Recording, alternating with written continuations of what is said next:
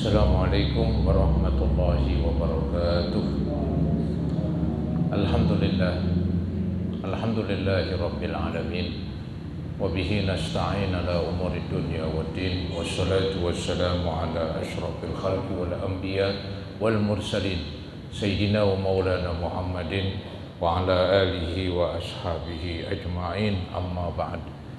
Hadirin jamaah majlis ta'lim Musalla Sa'adatil Muta'alimin yang saya muliakan, semoga kita semua dimuliakan oleh Allah Subhanahu wa taala. Amin ya rabbal alamin. Yang terhormat pimpinan musalla Al-Mukarram Bapak Muti dan juga para pengurus musalla serta tokoh masyarakat dan juga remaja sekalian. Syukur alhamdulillah malam hari ini dengan kesehatan, dengan kesempatan dan dengan kekuatan yang Allah berikan kepada kita bisa hadir berkumpul untuk mengikuti pengajian. Semoga Allah Subhanahu wa taala melimpahkan kepada kita limpahan pahala yang sebesar-besarnya. Semoga Allah ampuni dosa-dosa kita dan semoga dibukakan pintu hati dan pintu ilmu yang seluas-luasnya. Amin ya rabbal alamin. Hadirin, bahasan kita masih tentang etika bepergian. Maksudnya musafir ya. Jadi kita kenal ada yang sifatnya pergi nggak jauh ya, itu nggak disebut musafir. Yang disebut orang itu musafir kalau pergi jauh ya, dalam mazhab Syafi'i itu yang pergi sekitar 2 marhalah kalau dikiloin ya lebih kurang antara 80-90 km ya. Walhasil namanya musafir perjalanan jauh. Di situ ada anjuran-anjuran ya, etikanya begitu. Di antaranya ketika kita bepergian, usahakanlah jangan bepergian jauh sendirian ya, itu istilahnya banyak resiko. Bepergian itu sendiri ada resikonya ya. Pergi jauh itu sendiri ada resikonya, apalagi sendiri begitu.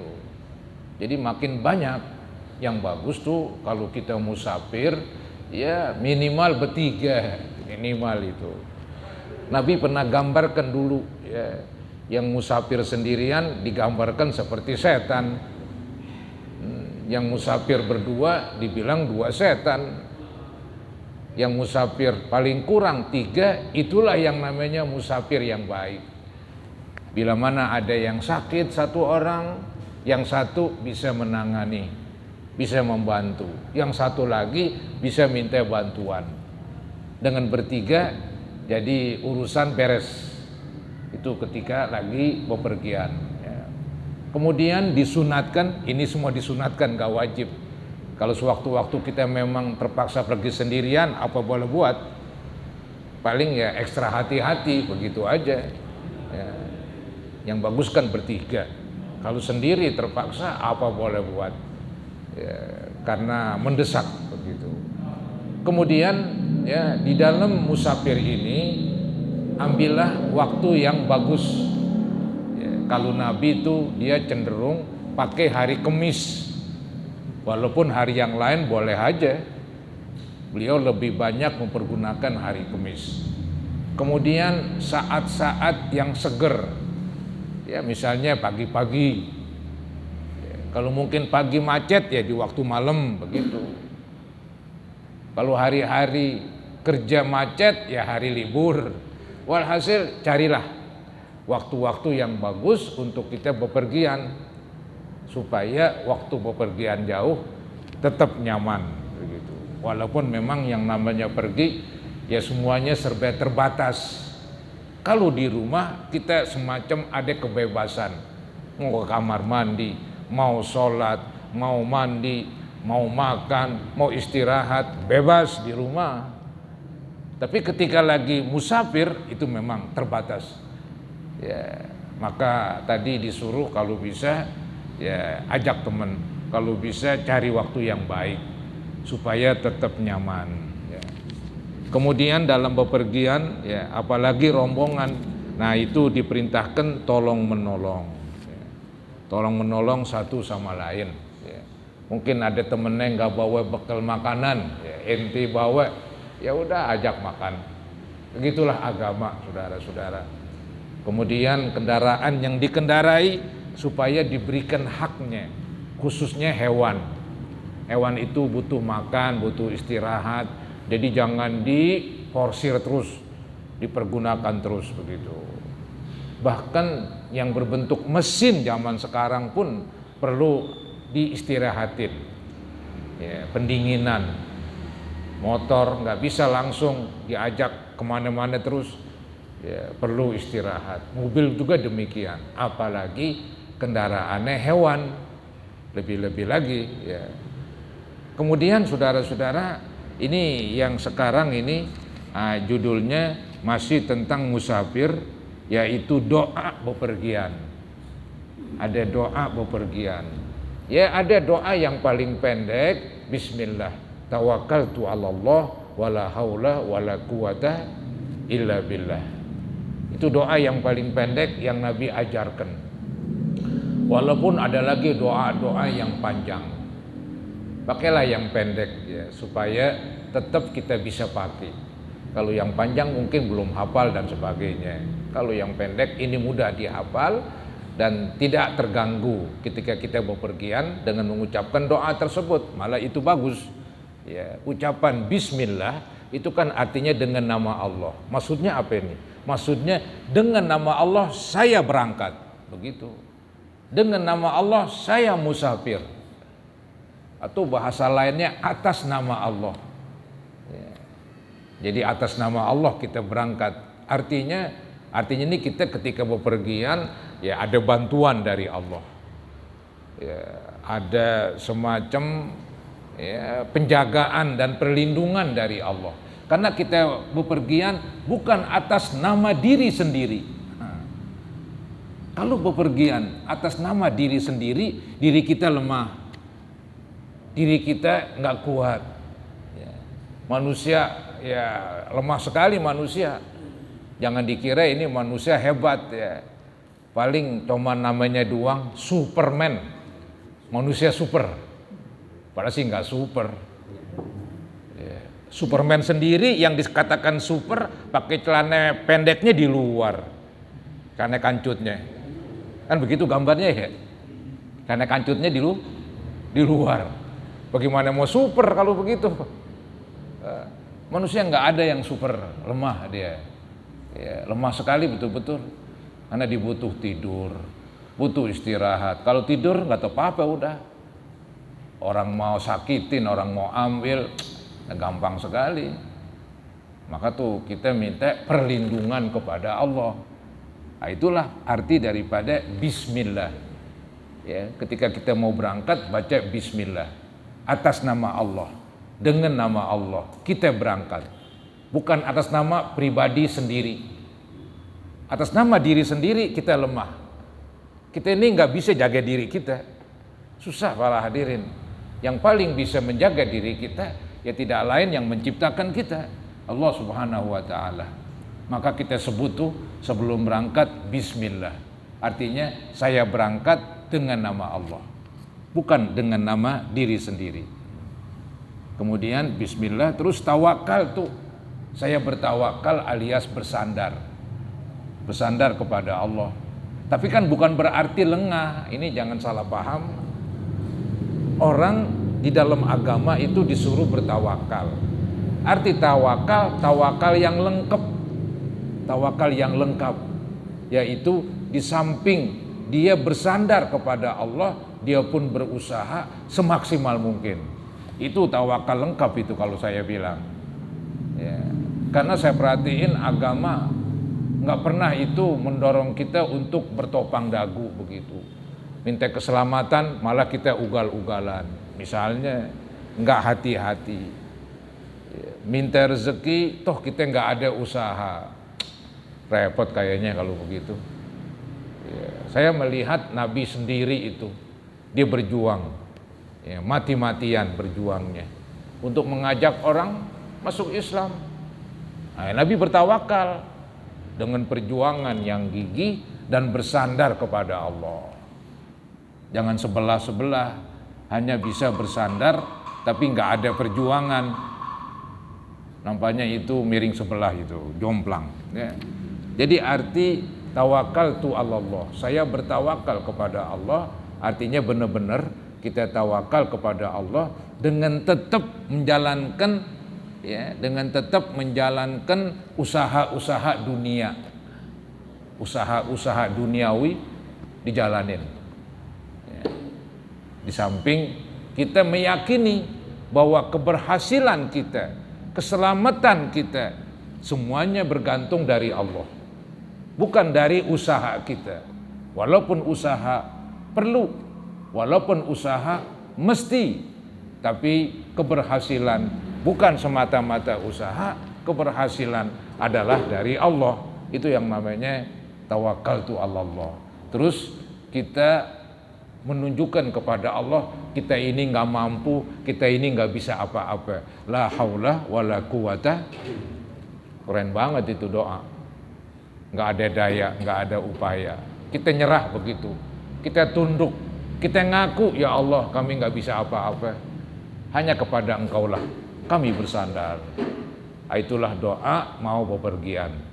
Ya, ini sih bukan pergi jauh doang, dekat dan jauh lah begitu. Bismillah, tawakkaltu 'alallah, wala haula wala quwata illa billah.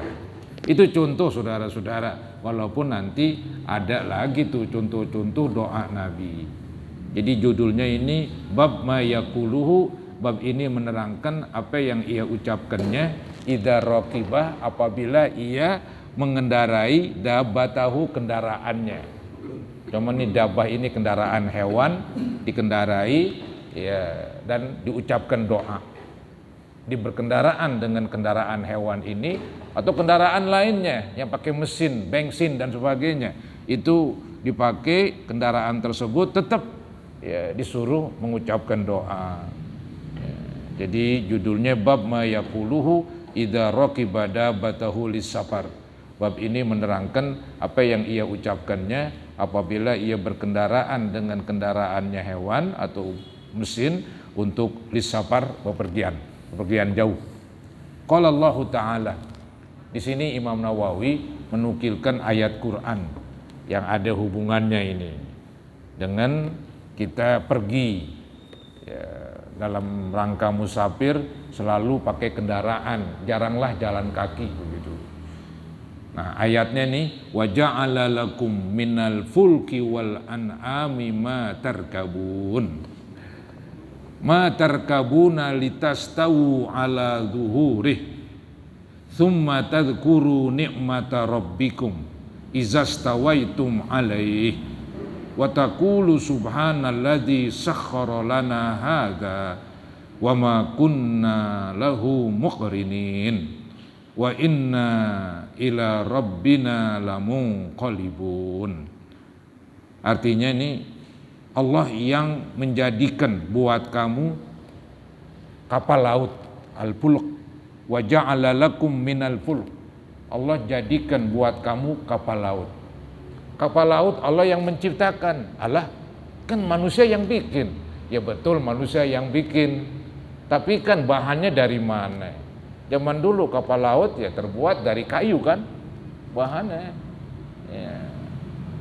Kemudian ketika bikin kapal laut, seseorang itu kan punya kepandaian. Kalau nggak punya kepandaian, nggak bisa bikin kapal laut, kapal-kapalan kali. Nah kepandaian itu Allah yang ngasih. Itu manusia nggak boleh sombong itu. Dia bisa ini, bisa itu Allah yang kasih ilmu. Ya, Allah yang kasih ilmu. Kalau Allah nggak kasih, walaupun dibelajar bagaimana juga, nggak bakalan dapat. Memang semuanya perlu sabab alias belajar. Ya, itu namanya tawakal. Belajar adalah usaha, hasilnya jadi orang pinter. Allah yang menentukan, bukan semata-mata belajar. Ya, bukan semata-mata belajar. Yang penting Allah mengakui dan menyatakan Dialah yang membuat bagi kamu kapal laut. Wa ja'ala lakum minal fulk wal an'am. Dan Allah yang menjadikan buat kamu kendaraan-kendaraan hewan.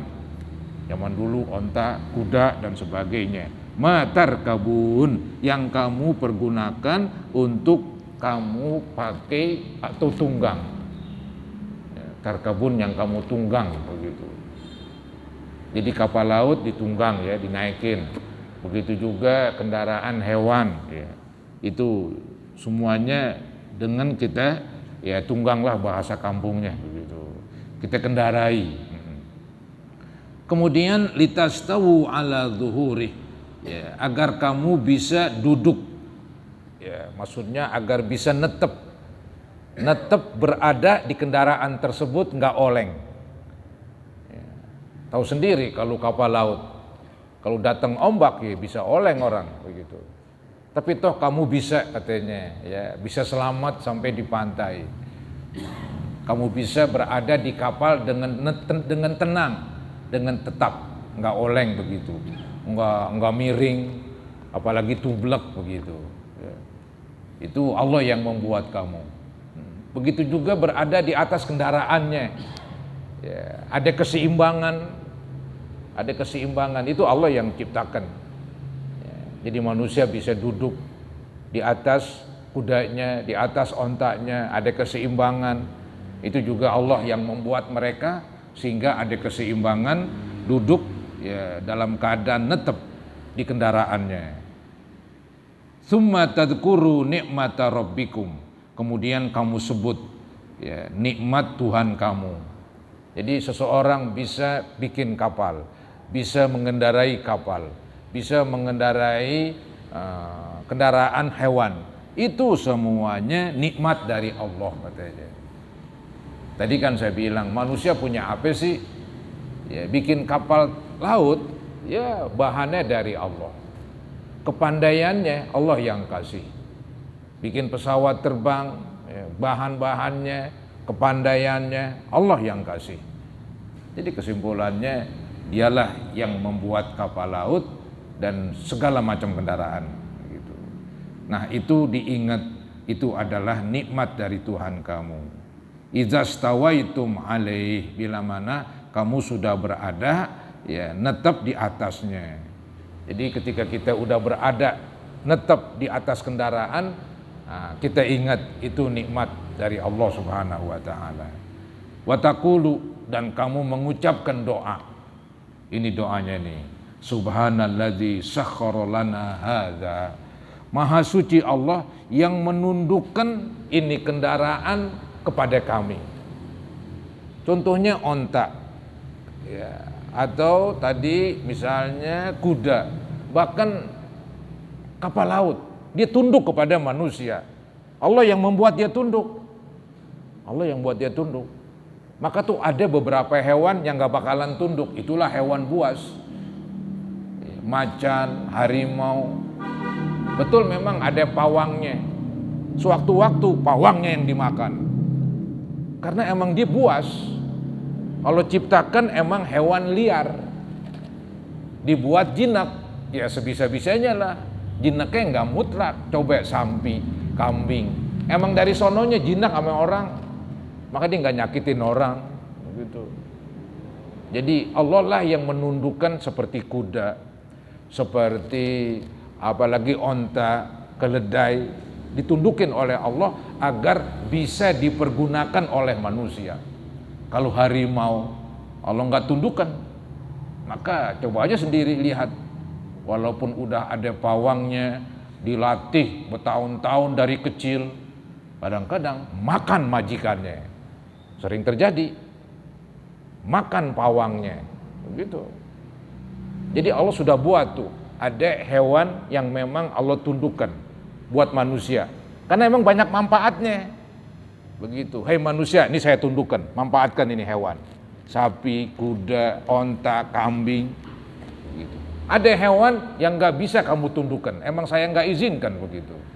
Kamu tundukkan juga ya silakan, cuman resikonya begitu. Lagi itu manfaatnya nggak ada. Punya harimau bakal apaan? Nakut-nakutin orang. Punya harimau bakal apaan? Coba kalau punya kambing, waduh, kita potong, kita bikin sate kambing, kambing muda. Kalau harimau buat apa? Maka tuh Allah sengaja itu. Jadi para ulama mengatakan Allah mengklasifikasi gitu, mengkelaskan, ada kelasnya. Ada hewan yang sifatnya liar. Emang dari sononya kasarnya. Emang Allah sudah program ini hewan liar, nggak bisa ditundukkan. Ada hewan yang sifatnya nggak liar, bisa ditundukkan. Walaupun mungkin baru-baru liar seperti kuda. Ya, kuda liar alias kuda hutan. Itu kan perlu dididik gitu. Nanti lama-kelamaan jinak, udah jinak sama manusia. Yang lucu anak kecil tuntun, dimau. Begitu, onta begitu. Dipegang sama anak kecil dituntun, dia nggak macem-macem. Coba harimau, wah, dituntun. Boro-boro anak kecil, ya, diterkam saudara-saudara ya. Jadi begitulah Allah ciptakan. Maka ini Allah bilang di sini, apabila kamu sudah berada di atas kendaraan hewan, kamu ingat itu nikmat Allah gitu. Dan ucapkanlah doa, Subhanalladzi sakhkhara lana hadza. Maha suci Allah yang menundukkan kendaraan ini kepada kami. Contoh yang lain tadi seperti kapal laut. Kapal laut Allah yang tundukkan. Loh, kok Allah yang tundukkan? Dia kan benda mati. Ketika dia berlayar ya di atas air, di atas lautan, Allah buat lautan itu ya walaupun berombak tapi ombaknya enggak tinggi. Jadi manusia bisa berjalan di atas lautan itu melalui kapal laut begitu ya. Karena ininya ombaknya nggak begitu tinggi. Sewaktu-waktu Allah berkehendak, memang sewaktu-waktu Allah berkehendak ombaknya tinggi, ya jangan jalan kan begitu. Maka kadang-kadang itu ada yang namanya ramalan cuaca itu ya, untuk mengetahui bagaimana cuaca, kecepatan angin yang bisa menimbulkan ombak. Ombak itu kan dari angin, maka kalau gitu angin dahsyat itu bisa membuat air naik ke atas, saudara-saudara. Itu dengan kekuatan angin itu. Maka kalau di pantai itu anginnya kencang banget. Kalau main layangan enak banget, nggak pakai lepasin udah, anginnya kencang banget tuh di pantai. Ya, karena emang di pantai itu kan ada angin laut itu yang membuat ombak itu. Jadi kapal laut pun Allah yang tundukkan sehingga kamu bisa berkendaraan pada kapal laut dan sampai tujuan. Kalau Allah berkehendak untuk yaitu menghancurkan kamu, gampang banget. Ya, ombaknya ditinggiin, udah langsung patah tuh kapal laut dengan ombak, tenggelam langsung. Jadi semuanya Allah yang tundukkan. Maka dari itu bersyukur kepada Allah begitu. Allah nyatakan ini, Allah ajarin, baca ini katanya, Subhanalladzi sakhkhara lana hadza. Maha suci Allah yang menundukkan ini kepada saya, kepada kami. Wa ma kunna lahu mukrinin. Tidaklah kami mempunyai kekuatan untuk menundukkannya. Kita nggak punya kekuatan. Kekuatan apa? Ya. Jadi kalau itu kapal laut istilahnya ombaknya tinggi, Allah berkehendak tinggi, kita nggak ada apa-apanya, nggak ada apa-apanya udah. Ya. Kalau itu onta binal, udah nggak ada apa-apanya. Bisa mati manusia jadi korban, terinjak, dibuat jatuh, begitu. Jadi memang kadang-kadang timbul juga begitu. Ya, artinya ada onta yang jinak, tapi karena apa jadi binal. Terjadi. Itu untuk menunjukkan, wahai manusia, kamu jangan asik-asik aja sering pakai kuda, sering pakai onta, nggak ada kejadian apa-apa. Dia lupa sama Allah begitu. Maka Allah buat timbul kejadian yang aneh. Ontanya ngamuk, habis orang pada jatuh dikejar, diinjak. Biar manusia tahu, ini onta ada yang ngatur. Kalau nih onta biasa aja jalannya, dia lupa sama Tuhan tuh manusia. Maka kita lihat keadaan dunia ini nggak tetap begini aja. Sewaktu-waktu ada kejadian-kejadian aneh, terjadi gempa, terjadi gunung meletus. Kalau nggak ada gempa, nggak ada gunung meletus, ntar tuh manusia lupa sama Tuhan. Karena keadaannya nyaman aja begitu. Kayak kita sehat terus, lupa sama Tuhan, maka dikasih sakit, biar lu ingat sama Tuhan. Begitu saudara-saudara. Dunia pun begitu. Cuma kadang-kadang manusia cuek aja lagi, nggak ada pikirannya ke sono begitu. Ya. Jadi Allah lah yang menundukkan kendaraan-kendaraan yang dipakai oleh manusia, dan sesungguhnya manusia sebetulnya nggak punya kemampuan. Wa ma kunna lahu mukrinin. Kemudian wa inna ila rabbina lamunqalibun, dan sesungguhnya kami kepada Tuhan kami akan kembali. Aneh ini ayat. Istilahnya habis menjelaskan doa tentang bepergian, Allah yang menundukkan kendaraan kita nggak ada kemampuan, itu di ujung ada bahwa kita akan kembali kepada Allah. Maksudnya apa ini? Biar manusia sadar bahwa ketika bepergian boleh jadi orang meninggal. Dan terjadi memang. Tadi kan saya bilang, bepergian penuh resiko. Ya, walaupun di rumah juga kalau datang resiko, ada aja musibah. Cuman kalau keluar aja pergian jauh, musibah itu kasarnya yang ngantri lah, lebih terbuka begitu. Kalau di rumah walaupun musibah bisa ada aja di mana, tapi kalau di luar ketika bepergian jauh, musibah nampaknya banyak sekali. Nah, ini diingatkan, wahai manusia, di samping berdoa kamu kepada Allah yang beri nikmat ini, berdoalah dengan doa ini nih, ya Tuhan kami, hanya kepada Engkaulah kami kembali, alias meninggal dunia. Oh, jadi kalau gitu ngingetin, lagi musafir jangan nakal, lagi musafir tetap ibadah, jangan-jangan lagi musafir tewas. Ya. Naik apaan sekarang yang aman? Pesawat terbang dibilang paling aman, nyungkap ke laut, sering terjadi. Mau naik kereta tabrakan, walaupun nggak ada kereta ya istilahnya kayak mobil begitu. Selalu tuh apa yang dibuat oleh manusia kendaraan, di situ banyak musibah. Selalu begitu. Apa yang dibikin oleh manusia kendaraan, motor, ya sering banget terjadi musibah. Mobil apalagi.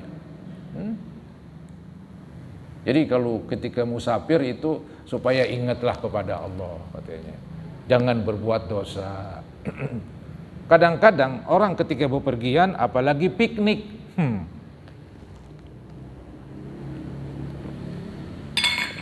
Kalau piknik orang lupa dah. Hura-hura, jangan-jangan sambil minum-minum kali ya. Di bis, di apa ini, mobil yang gede itu beramai-ramai. Ya orang sambil gunjrang-ganjreng, sambil nyanyi, sambil minum-minum, bebas begitu. Dia nggak tahu kain kapannya udah disiapin. Dia nggak sadar kali kain kapannya udah disiapin loh di toko Cina. Ini buat si Anu kan begitu kasarnya. Ditebahak-bahak begitu. Tewas tahu-tahu. Terjadi kecelakaan, terjadi masuk jurang, tewas semuanya. Coba pikirin. Maka tadi habis doa tentang bepergian tuh di ujungnya itu ngingetin kita ini akan kembali kepada Allah. Bisa jadi waktu bepergian musafir kita kembali kepada Allah. Maka tetap eling dong, tetap sadar, jangan berbuat dosa begitu. Wa inna ila rabbina lamunqalibun. Sesungguhnya kita ini kepada Tuhan kita akan kembali. Ini doa di ujung doa bepergian untuk mengingatkan ketika bepergian boleh jadi musibah menimpa, akhirnya umur kita ya hilang dah, putus meninggal dunia gitu. Begitulah saudara-saudara agama. Jadi bukan berarti piknik ya ini lupa kepada agama. Ada yang cerita itu anak muda ketika piknik ya, wah dia mungkin apa makan ganja, apa minum ganja begitu. Dia berenang ke laut, nggak keluar lah, nggak balik lagi, udah ditelan sama ombak. Pulang-pulang udah berapa hari begitu, udah kaku. Ya. Jadi bukan main. Waktu di bis minum-minuman keras, mabok-mabokan. Bukan main itu. Ya, anak muda. Maka hati-hatilah saudara-saudara ya. Jangan dikira tuh umur masih lama, mentang-mentang masih muda, mentang-mentang masih sehat. Ya, berapa banyak anak muda meninggal duluan yang tua malah belakangan. Malah yang sakit belum mati-mati. Di tempat tidur aja. Yang muda tewas duluan. Kok bisa tewas? Badannya kan seger bugar keker begitu. Ya mungkin di kendaraan, dinaik kendaraan, terjadi kecelakaan, langsung tewas. Yang muda mati juga itu. Kadang-kadang cucu lebih dulu daripada kakek. Nah inilah. Jadi manusia harus berpikir ya. Kemudian saudara-saudara memasuki hadisnya nih. Tadi ayat Quran tadi itu. Wa an ibni Umar radhiyallahu anhuma. Hadis dari Abdullah bin Umar, anna Rasulullah sallallahu alaihi wasallam kana iza stawa ala ba'irih. Hadis dari Abdullah bin Umar, dia bercerita ketika Nabi Muhammad sallallahu alaihi wasallam bepergian, ketika udah berada di atas kendaraannya, yaitu kendaraan onta, iza stawa ala ba'irih. Apabila Nabi sudah berada duduk di atas ontanya, kharijan ila safarin, beliau keluar untuk bepergian jauh. Kabbara thalathan, beliau mengucapkan takbir, Allahu Akbar, Allahu Akbar, Allahu Akbar, 3 kali. Summa qala subhanalladzi sakhkhara lana hadza, maha suci Allah yang menundukkan kendaraan ini buat kami. Wa ma kunna lahu mukrinin, tidaklah kami punya kekuatan untuk menundukkan kendaraan ini. Wa inna ila rabbina lamunqalibun, sesungguhnya kami akan kembali kepada Tuhan kami. Allahumma, doanya panjang ini. Yang gampang tadi bismikallah apa? Bismillah tawakkaltu 'alallah wala haula. Itu yang pendek, ini yang panjang ini. Tinggal pilih. Ini yang panjang ini, bagus sekali nih isinya. Allahumma inna nas'aluka fi safarina hadza. Ya Allah, sungguhnya kami memohon kepada Engkau di dalam bepergian kami ini al-birra, kebaikan. Jadi masih membuat baik ketika lagi bepergian. Karena orang lagi bepergian boleh jadi lupa sama agama. Wa taqwa, minta kepada Engkau yaitu ketakwaan. Wa minal amali ma tarda, dan memohon dari perbuatan ini apa yang Engkau redoin. Maksudnya kita mohon kepada Allah agar apa yang kita perbuat Allah redoin. Ya pasti perbuatannya perbuatan benar. Allahumma hawwin alaina safarona hadza. Ya Allah, mudahkanlah buat kami bepergian kami ini. Minta dimudahin, jangan susah ya. Namanya bepergian tadi saya bilang ya ada aja lah kejadian-kejadian. Ya, kendaraannya lah rusak, ya ampun. Bensinnya habis, aduh, bahannya pecah. Jadi minta supaya dimudahkan dalam bepergian ini. Watwi anna bu'dah, dan lipatkanlah buat kami jarak yang jauh. Jarak yang jauh biar kelipet. Maksudnya para hadirin, mohon supaya dalam perjalanan ini nggak ada gangguan, semuanya lancar sehingga waktu yang ditempuh sedikit. Coba ada gangguan, ada macet di sono, aturan setengah jam sampai, berjam-jam baru sampai, goleng-goleng udah. Ada aja itu dah. Maka mohon kepada Allah biar dilepit jarak yang jauh jadi pendek. Gitu. Maksudnya nih biar lancar jadinya, bukan jarak jadi pendek. Aturan misalnya 90 km berubah jadi 60 misalnya. Enggak begitu, tetap 90 km. Tapi karena lancar, enggak ada gangguan, cepat. Tapi yang misalnya cuma 60 km karena ada gangguan melulu, ya kayak kita pergi berhari-hari malah. Nah, jadi di sini minta supaya dilepit jarak yang jauh. Tujuannya supaya perjalanan itu mulus, nggak ada gangguan. Kemudian doanya lagi nih, doanya panjang, doa Nabi ini. Allahumma antas sahibu fis safar. Ya Allah, Engkau adalah teman di dalam bepergian. Bukan main. Ini pengertian teman di sini Allah penjaga. Ya, bukan Allah nempel dengan kita begitu dekat. Nggak bisa lah. Ya, Allah nggak bisa disamain dengan makhluknya. laisa kamitslihi syai'. Allah tidak menyerupai sesuatu, beda dia. Jadi kalau dibilang Allah menjadi teman kita, maksudnya Allah pelindung kita. Pelindung. Allahumma antas sahib fis safar. Ya, Allahumma antas sahibu fis safar. Ya Allah, Engkau adalah teman di dalam bepergian. Maksudnya Engkau ya Allah pelindung kami. Wal khalifatu fil ahli. Engkau ya Allah pengganti kami pada keluarga kami. Allah yang gantiin kita untuk melindungi keluarga yang kita tinggalkan. Ya, maksudnya ya tetap Allah yang menjaga, Allah yang melindungi. Allahumma inni a'udzubika min wa'tha'is safar. Ya Allah, sesungguhnya saya berlindung kepada Engkau dari kesulitan musafir ini, kesulitan bepergian ini. Ya tadi sih udah minta supaya dimudahkan, supaya jaraknya jadi makin dekat begitu. Ya ini termasuk minta lagi ini. Jadi minta dilindungi dari kesulitan bepergian. Tadi saya bilang contoh-contoh bepergian kesulitan banyak sekali udah. Duit kita tercopet lagi, hilang atau hilang nggak ketahuan. Susah dah. Ya, kehabisan biaya, kendaraan rusak, ada aja udah. Maka tuh yang enak ya, kalau pergi naik mobil jangan sendiri itu memang secara akal memang pas banget. Kadang-kadang kita kan kemana-mana sendiri terus naik mobil. Paling kurang berdua kali, yang kurang bertiga yang bagus. Ini mobil ini jangan dilihat enaknya. Pikirin kalau nggak enaknya itu mobil, nyusahin. Mendingan lenggang nggak punya mobil. Ya.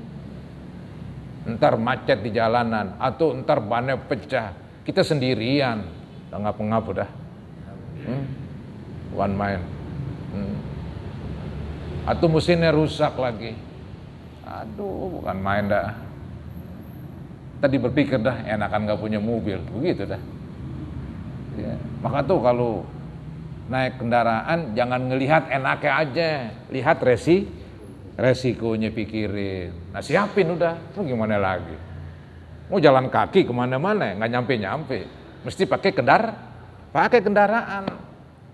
Cuman usahakan itu.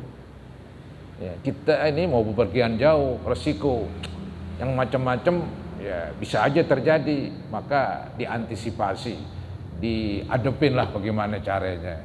Ya. Ini khususnya kendaraan. Mungkin kalau motor juga nggak enak juga, nuntun lah, bannya pecah, nuntun.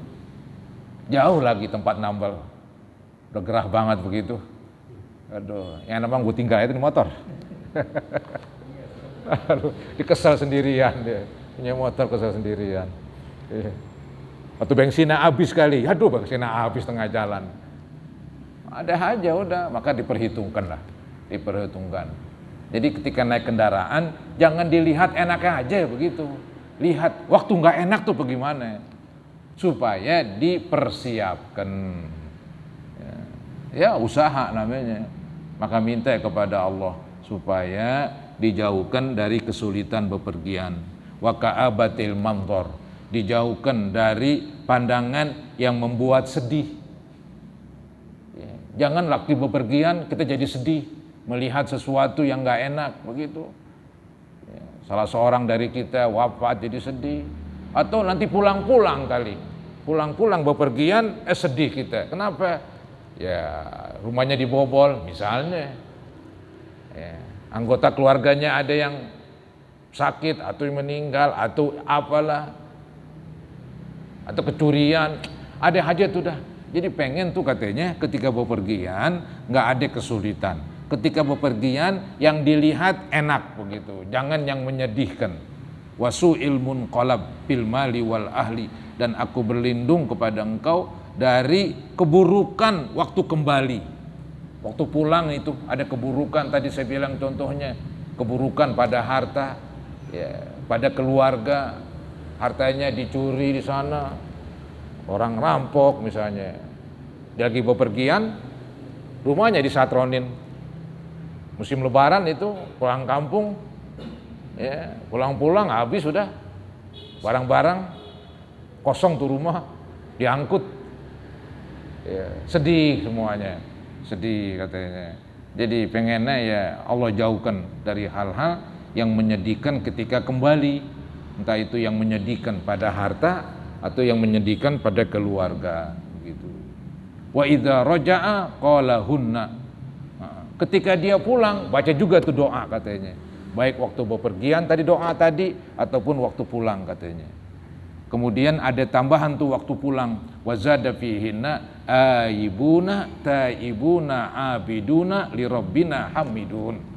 Ya, jadi ada tambahannya waktu kembali aibun, kita dalam keadaan kembali ya. Ya, kembali dalam keadaan ya baiklah, bertobatlah kan begitu, taibun. Jadi aibuna taibun. Artinya kita kembali dan kita bertobat, nggak ada kita berbuat dosa. Atau tadi berbuat dosa lagi bepergian, kita bertobat. Wa abidun, kita tetap menyembah kepada Allah. Di Rabbina hamidun, kepada Tuhan kami memuji Allah. Alhamdulillah kembali pulang dengan selamat. Hadis riwayat Imam Muslim. Itulah saudara-saudara, doanya panjang banget itu ya, tentang musafir. Ya boleh dibaca. Kalau saya sih yang gampang aja dah.